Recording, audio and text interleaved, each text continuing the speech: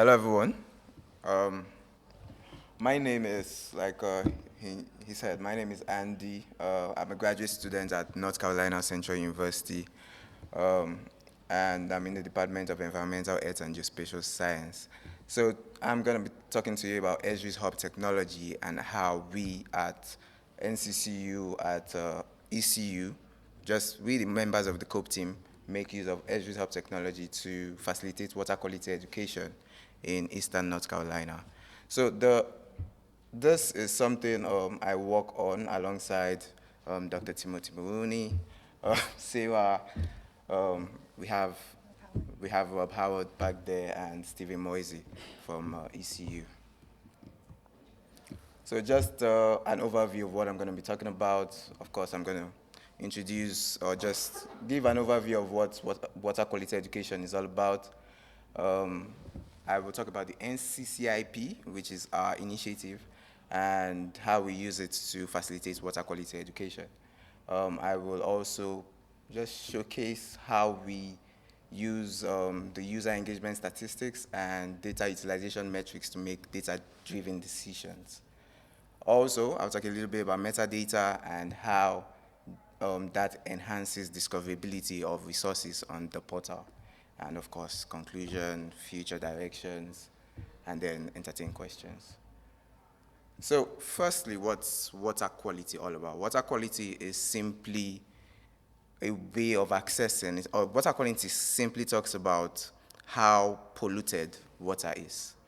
So when we talk about water quality education, all about it's all about empowering people to be able to gauge or assess how polluted their water is. So the topic aims to empower individuals to understand and protect water resources by learning about water quality issues, monitoring methods, and actions to improve water health. So the topic of water quality education is not just for academia.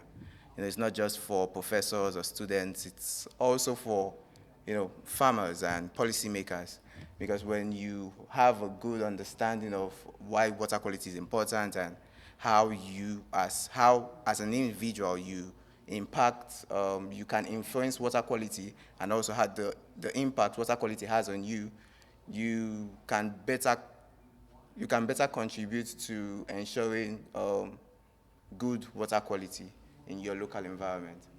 So, yeah, why is this important?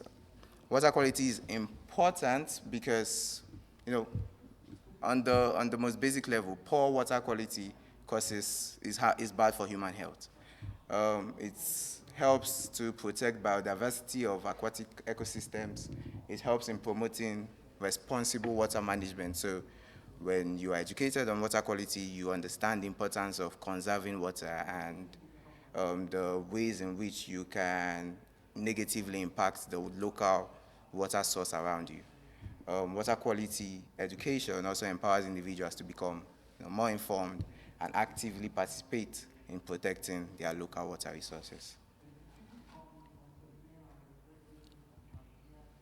So the whole idea of water quality education is, like I've explained, is a profound one.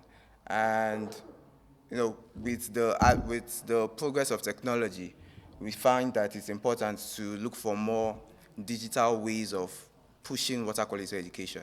And I have to say the best way to do that, as GIS experts, is to use spatially enabled hub technologies.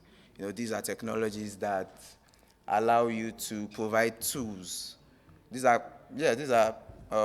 technologies or platforms that allow you to provide tools to community members, such as resources, maps, and data that they can use to better understand water quality and better improve the quality of water around them.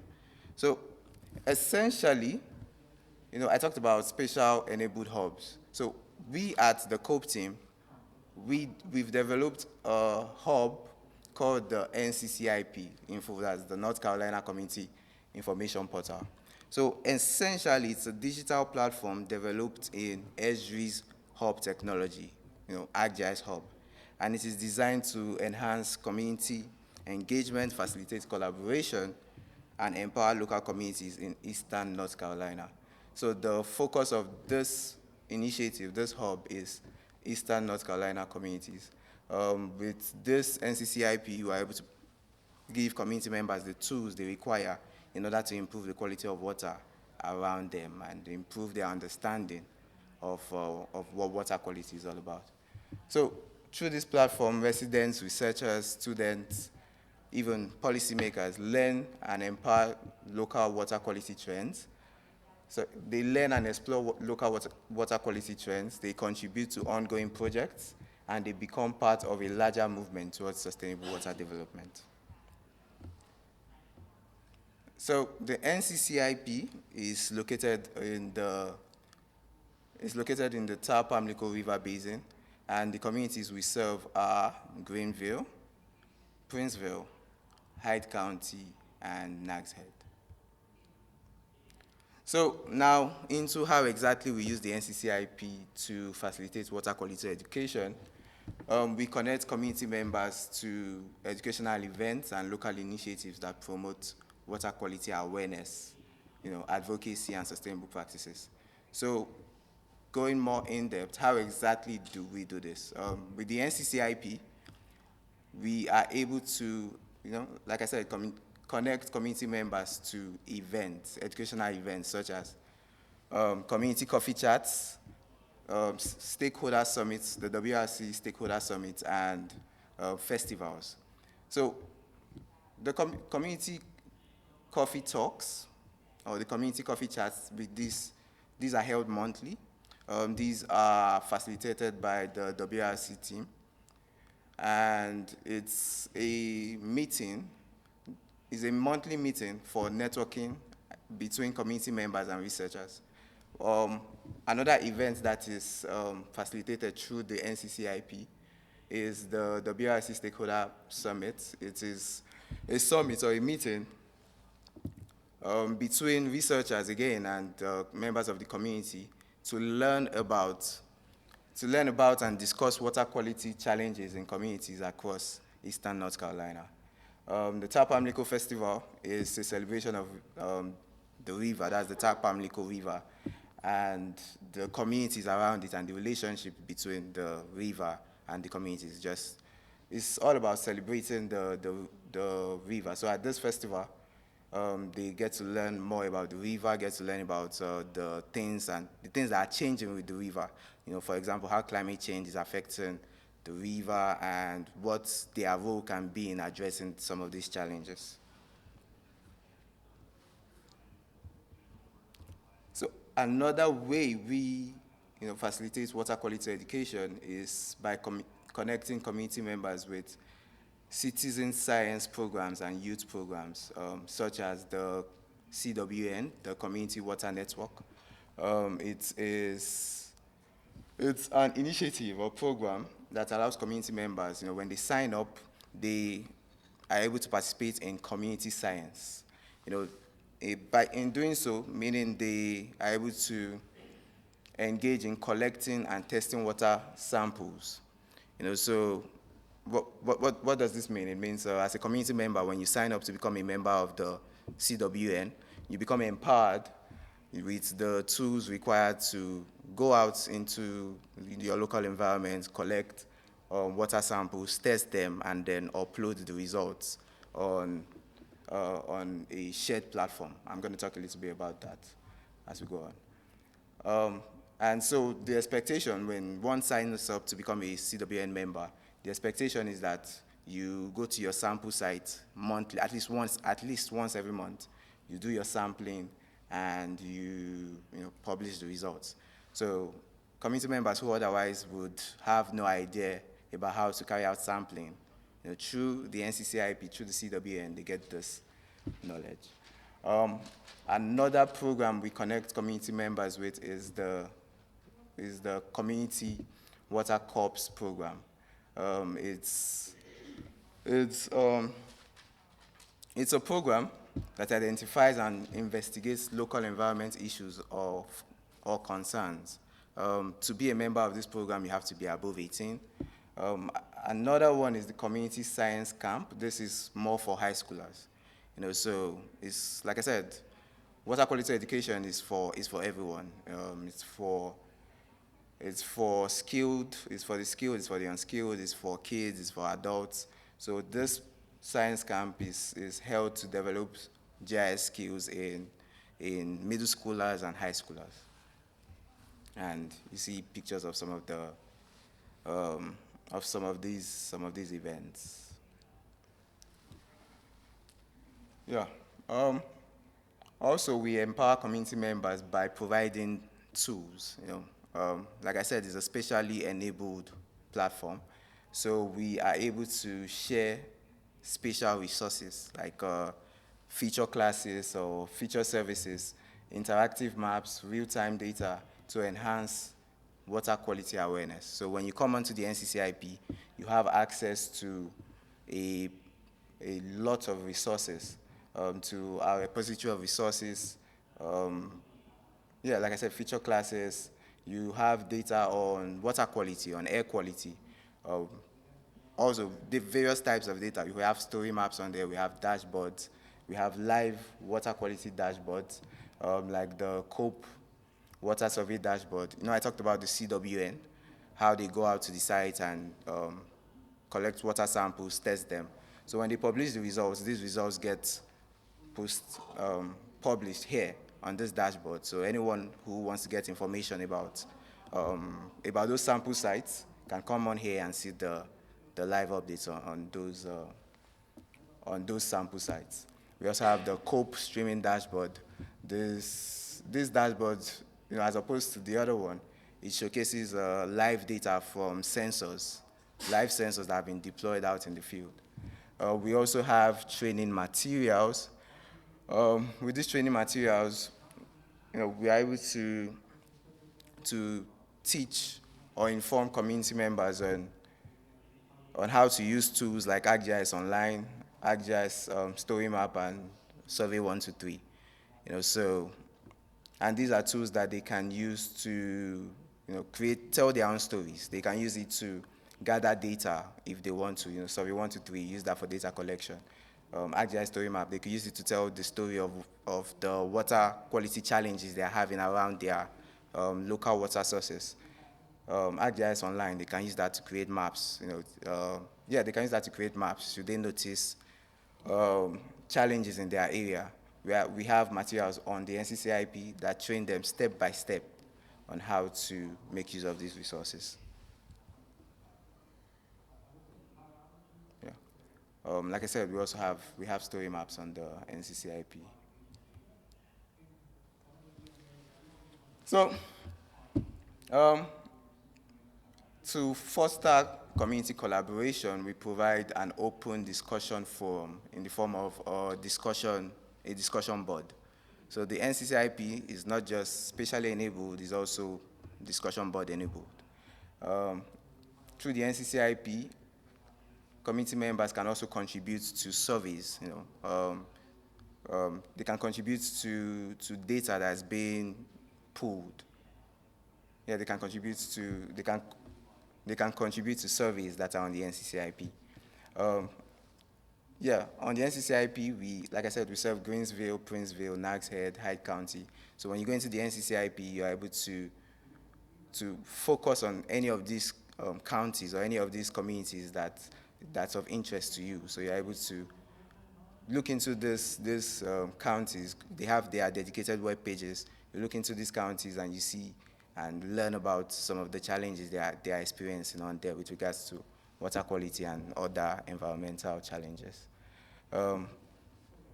So something I think is profound about this is it's not just a situation where we push out data, we push out resources to community members. No, community members also get to contribute content to the platform, to the repository. Should they create a story map? Should they create a map? Should they create a survey? Or even come up with some kind of publication and they want it posted on the NCCIP, they can contribute. They can have it on there. So, user engagement statistics and data utilization metrics. So on the NCCIP, we gather metrics from Google Analytics on, with regards to the portal in general, with regards to web page, with regards to the pages on the portal, with regards to the content on the portal, because all of these have Google Analytic tags attached to them. So with the charts and the metrics we get from Google Analytics and the inbuilt ArcGIS Hub dashboard, we are able to we're able to make data-driven decisions. For example, if in a particular week we notice that a particular piece of content is being interacted with more, then we're able to bring that to the forefront, bring it out of the repository and bring it out to the forefront. Should we discover that a piece of content is important and is not being used enough, then we're able to address that. If it requires us to bring it to the forefront, we do that. If it requires us to make some changes to the metadata so it's more discoverable, we do that. And then all of this, with regards to data repositories, databases, it's all about data discoverability. They have on the NCCIP we have a search bar, but for you to be able to pull the content or the resource you desire, that content, that resource needs to have appropriate metadata. So it's something we take very seriously on the NCCIP. We hold the NCCIP to a standard called the FAIR standard. I'll talk about that soon enough. So we have on the NCCIP, considering how important metadata is to us, we have a tool. We've developed a tool we call the Hub Metadata Assessment Tool. What this tool does is it scrubs the resources on the hub using ArcGIS API for Python. It looks through all of those resources and it's able to identify the metadata elements that are missing in each of these resources, and it's able to generate and produce a report highlighting the missing data, the resources with missing data elements and what elements exactly are missing. Like I said, we hold ourselves to the FAIR standards. That is, the resources on the NCCIP have to be findable, they have to be accessible, they have to be interoperable, and they have to be reusable. So what's the future direction for us on the NCCIP? Right now we're exploring artificial intelligence and machine learning solutions to metadata compliance. And of course, we intend to continue to grow, engage, and collaborate. Also empower and build community capacity in the communities that we serve. So the NCCIP is part of the COPE project that is based off of the NSF grant. The NCCIP, like I said, is built by a team of ECU professors and students, as well as NCCU professors and students. So, thank you. Any questions? Any questions? What's the URL to get to the NCCIP?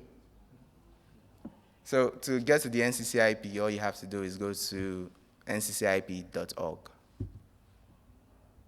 I should have had a QR code on here to facilitate that. So I have two questions. Like those communities that you've got involved so far, Yeah. did you target them specifically, and do you have plans to expand it? Yes, the intention is to expand it, but for right now, that's like the focus. But as we continue to grow the NCCIP, as things start to fall into place, or continue to fall into place, yes, we intend to expand to other communities. I'm a high schooler down in South Charlotte, and I'm in a GIS club and working on research on the Catawba River and pollution about it. So I was going to ask you, like, what advice do you have to give to our club for, like, how we should integrate GIS for our research project? Okay. I think the NCCIP would be a very good tool for you guys because, like I said, we have a lot of resources on there. So on the NCCIP, we do have training materials. I don't know if you guys already make use of tools like Story Maps, Survey 123. You have ArcGIS. You mean ArcGIS Pro? Okay. So there are also like some web-based resources. Like ArcGIS Online is web-based. ArcGIS Survey 123 is web-based. Story Maps is web-based. So with these, you can create let me start with Survey 123. With Survey 123, you can collect data. Real-time data. Yeah, with Survey 123, you can collect real-time data, and it's such that you can be collecting data, someone else can be collecting data, and it's all being stored in one place. And then for Story Maps, it's a very good tool. Story Maps is a very good tool that you could use to showcase the results of your findings. You could also just choose to use it to tell stories about things that are happening spatially, you understand, or aspatially, whatever. Can I chime in into that Okay. real quick? I think you said that you were studying the Catawba River. I think one of the biggest things that we've learned as far as the Coastline Since People Project and through the North Carolina Community Information Portal is that you cannot do science by itself. You cannot separate research from the community. So if you're studying that river, you need to also be speaking with the community itself and learn how things are changing within the river and how they're being affected, and bring them in as community scientists to help take water quality samples and learn through their lived experiences. So how are you doing that? Like, are you going to town council meetings, county meetings? Like, I think Yes. is that what you're asking Yes. for? Like, how do you get? Yes, absolutely. Town council meetings, city hall meetings, NGO meetings, all these different groups that are throughout the study regions. We're in Edgecombe County, which is in Princeville, Greenville and Pitt, the whole county for Hyde, and Nags Head. We're involved with all those communities all the time. We're fully interactive. We have community liaisons in those communities that kind of give us the beat, right? And say, hey, we're concerned about this. Let's look at this, and can we put it on the portal? So we're very, very close with them. We have our community stakeholders. So you have to really build those relationships with the community. There's also the Catawba River Keepers. There you go, absolutely. Yeah. And I was just gonna say, I'm from the Triangle area. This isn't just focused on stormwater, correct? Absolutely not. 'Cause Absolutely they have not. a one water thing, which is heavily focused on stormwater, and that's actually a coalition of like 44, I think, communities Mhm. that get together, and they actually have dues, and they do something similar. They're very involved in the local community, and they do water quality education, and I'd be happy to. Yeah. Please, let's try to link up. So it's not just on stormwater. Remember, it's saltwater intrusion. It's about water quality. Eastern North Carolina, we're affected by hurricanes and sunny day flooding events and a lot of various things. So, and it's a really great resource for communities. It gives them a voice and empowers them, and it builds capacity in their communities. So it's great work. Yeah, dude. For the water quality sampling, do y'all assign the locations to the citizens, or do y'all let them pick themselves? No, we have 23 water quality sampling sites throughout the Coastlines and Peoples project, and they volunteer to go out with us.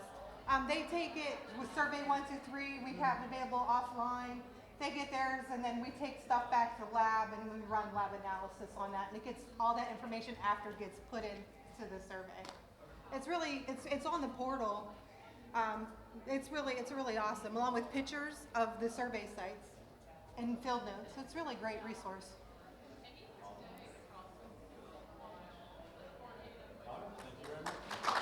Thank you.